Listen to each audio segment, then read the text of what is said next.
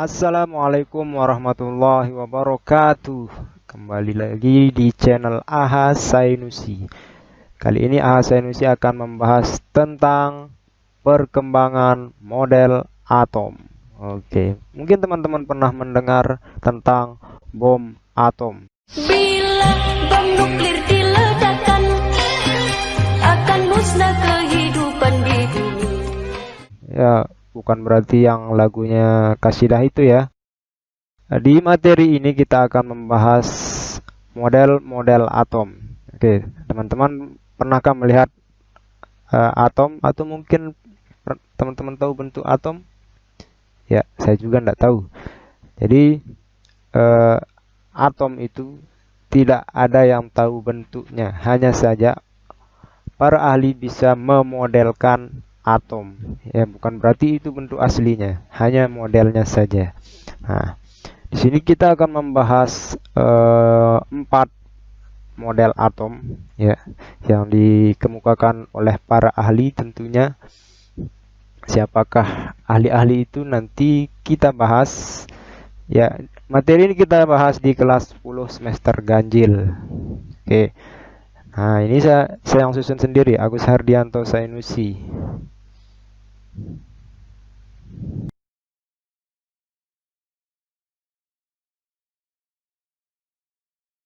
Oke teman-teman, sebelum kita membahas lebih jauh tentang model atom, ya saya beritahu dulu ini kompetensi dasarnya. Oke, yang pertama menganalisis perkembangan model atom dari model atom Bohr dan mekanika gelombang. Ya, ini yang pertama. Kemudian menjelaskan fenomena alam atau hasil percobaan menggunakan model atom. Ya, nanti teman-teman bisa menjelaskan fenomena alam atau hasil percobaan yang teman-teman lakukan berdasarkan model atom yang kita pelajari sekarang ini. Selanjutnya, tujuan pembelajaran kita yang pertama, siswa dapat menggambarkan model-model atom menurut Dalton, Thomson, Rutherford, Bohr, dan mekanika kuantum. Dan yang kedua, siswa dapat menjelaskan fenomena alam atau hasil percobaan menggunakan model atom. Oke, lanjut teman-teman. Ya, pertama kita bahas tentang Demokritus. Ya, ini ahli kimia dari Yunani. Dia orang pertama kali mencetuskan istilah tentang atom. Ya, apa sih katanya? Ya, ini katanya. Menurut Demokritus, ya, materi tidak dapat dibelah secara terus-menerus. Maksudnya di sini pembelahan materi akan sampai pada suatu tingkat yang tidak dapat dibagi lagi. Ya, ini bisa teman-teman buktikan ketika menyobek kertas misalnya. Ya, kalian sobek kertas, kemudian sobekannya lagi disobek sampai tidak bisa disobek lagi. Nah, itulah menurut Demokritus. Jadi yang tidak bisa disobek lagi atau dibagi lagi itulah yang dinamakan atom. Ya, atom berasal dari bahasa Yunani atomos. Ya, artinya atomos itu tidak bisa terbagi lagi atau tidak terbagi. Oke, setelah Demokritus mencetuskan istilah tentang atom, ya mulailah para ahli meneliti tentang atom. Ya, yang pertama yang melakukannya adalah John Dalton, ya yang disebut dengan teori atom Dalton. Apa sih kata Dalton tentang atom? Ya, ini katanya. Yang pertama, atom digambarkan sebagai bola pejal yang sangat kecil. Bola pejal itu maksudnya bola yang tidak berongga di dalamnya. Kalau yang biasa kita pakai main bola, ada rongganya di dalam. Tapi kalau bola pejal itu padat, tidak berongga. Dan ukurannya di sini sangat kecil sekali. Itu atom menurut Dalton. Yang kedua, materi tersusun atas partikel-partikel terkecil yang disebut atom. Ya, benda-benda di alam ini tersusun dari atom ya. Penyusun terkecilnya adalah atom. Yang ketiga, atom-atom penyusun unsur bersifat identik, yang sama dan sejenis. Kemudian yang keempat, atom-atom suatu unsur tidak dapat diubah menjadi atom unsur lain. Ya, atom oksigen tidak bisa diubah menjadi atom hidrogen dan sebaliknya. Ya, kalau oksigen ya tetap oksigen. Gitu pun dengan hidrogen ya tetap hidrogen, tidak bisa diubah. Selanjutnya yang kelima, senyawa tersusun atas dua jenis atom atau lebih dengan perbandingan tetap dan tertentu. Ya, ini adalah model atom menurut Dalton. Bentuknya seperti bola pejal, tidak berongga di dalamnya, dan ukurannya sangat kecil sekali. Selanjutnya, karena model atom yang dikemukakan oleh Dalton memiliki banyak sekali kelemahan, ya mulailah J.J. Thomson atau yang dinamakan teori atom Thomson ini melakukan sebuah eksperimen. Ya, jadi model atomnya ini didasarkan oleh eksperimen yang dilakukan oleh Sir William Crookes. Dia menggunakan tabung sinar katode. Ya, ini adalah gambar eksperimen yang dilakukan oleh Sir William Crookes. Ya, ini namanya tabung sinar katoda. Ya, di dalamnya ada katoda dan anodanya. Nah, ini dihubungkan menggunakan sumber arus listrik bertegangan tinggi. Ya, nah setelah dihubungkan dengan listrik, jadi katoda ini memancarkan sinar menembus kutub anodanya. Ya, ini sinarnya berwarna merah. Nah, setelah didekatkan dengan medan listrik yang bermuatan positif dan bermuatan negatif, jadi sinar katoda ini berbelok menuju kutub positif dari medan listriknya. Ya, nah seperti ini. Dia berbelok ke medan listrik yang bermuatan positif. Ya, ini artinya sinar katoda ini bermuatan negatif. Itu menurut eksperimen yang dilakukan. Ya.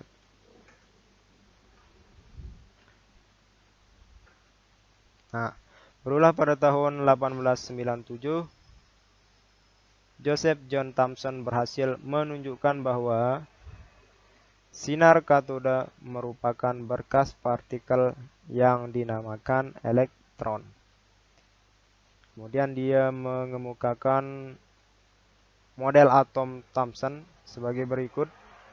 Yang pertama, atom berbentuk bola pejal bermuatan positif yang homogen. Yang kedua, elektron bermuatan negatif tersebar di dalamnya seperti kismis. Kismis itu maksudnya seres ya, yang biasa donat atau roti-roti yang lain. Nah, inilah bentuk dari model atom J.J. Thomson ya.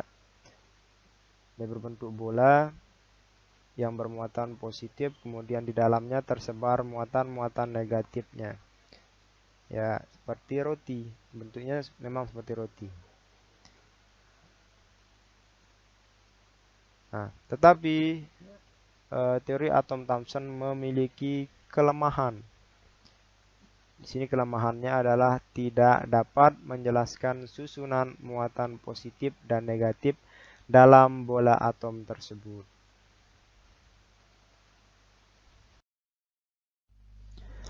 Karena model atom yang dikemukakan oleh J.J. Thomson memiliki kelemahan, ya.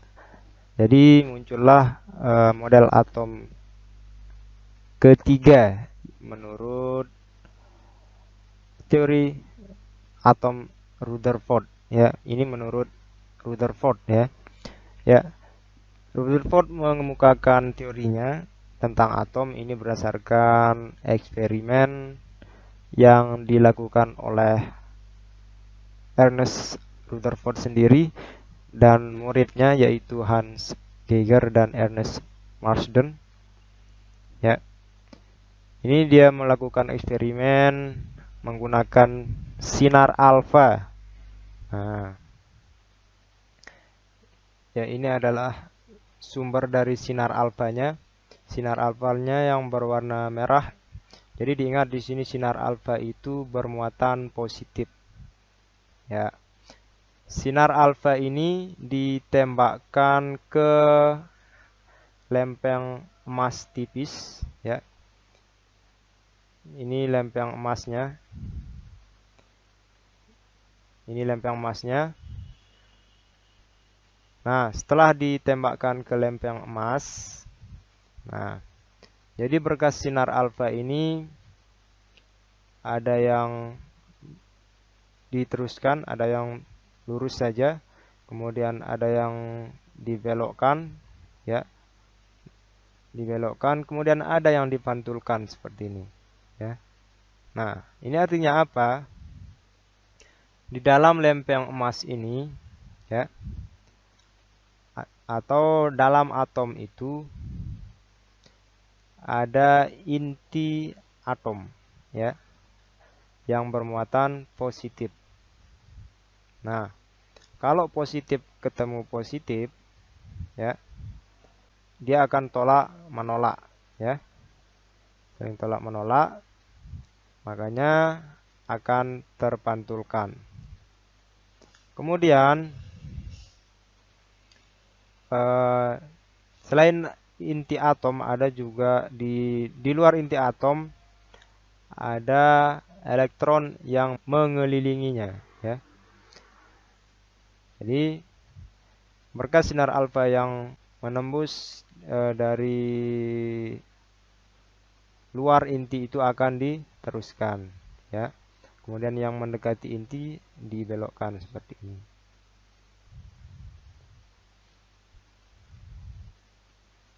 Nah, jadi dengan percobaan hamburan sinar alfa tadi, Rutherford mengemukakan teori atom sebagai berikut. Ya, yang pertama, atom terdiri atas inti-inti yang bermuatan positif. Ya, jadi dalam atom itu ada intinya. Inti atom itu bermuatan positif.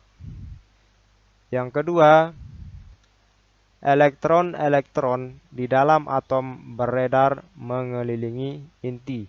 Jadi selain inti ada juga elektron yang berada di luar. Jadi elektron ini beredar mengelilingi inti, seperti tata surya. Pusat tata surya ada matahari, kemudian ada planet-planet yang mengelilinginya. Ya, seperti itu kira-kira atom, ya. Dan yang ketiga, massa atom terpusat pada inti atom. Yang keempat, muatan suatu atom adalah netral.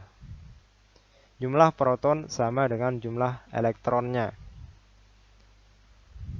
Yang kelima, jari-jari atom kurang lebih di sini 1 angstrom.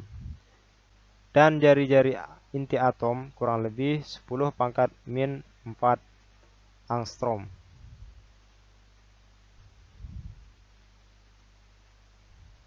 Nah, ini bentuk dari model atom Rutherford, ya. Di tengahnya ada inti yang bermuatan positif, kemudian di luar inti ada elektron yang mengelilinginya. Ini adalah gambar dari garis edar dari elektron, ya, atau orbit. Nukleus itu inti, elektron ya elektron. Elektron itu bermuatan negatif. Nah,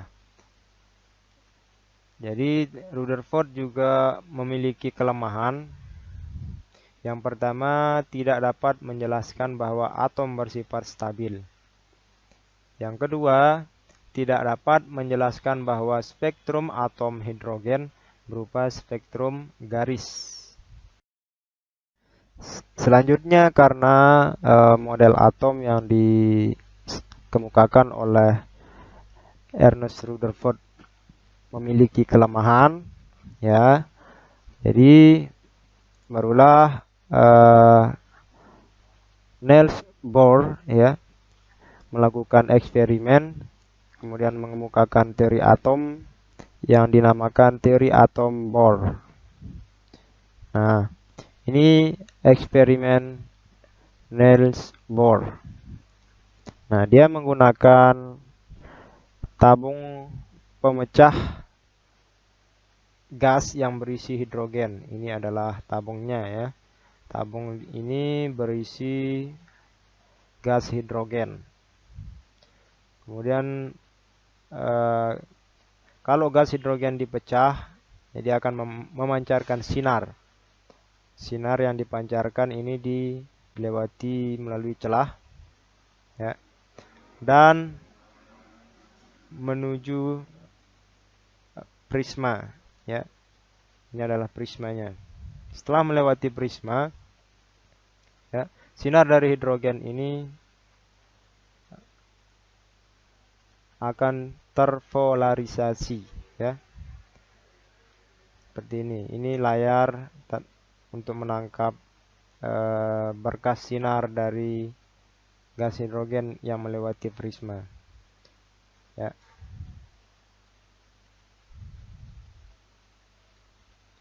Nah, dari eksperimen yang dilakukan, Bohr mengemukakan teorinya. Yang pertama, elektron-elektron dalam atom hanya dapat melintasi lintasan tertentu yang disebut kulit. Ya, jadi dalam atom itu, ya, ada inti, kemudian di luarnya ada elektron. Jadi elektron-elektron itu hanya dapat melintasi lintasan tertentu yang disebut kulit. Jadi lintasan elektron itu biasanya disebut kulit atau tingkat energi, yaitu lintasan di mana elektron berada pada keadaan stasioner, artinya tidak memancarkan energi. Yang kedua, elektron dapat berpindah dari kulit yang satu ke kulit yang lainnya dengan memancarkan atau menyerap energi. Jadi berkas sinar yang dipancarkan itu disebut foton, ya.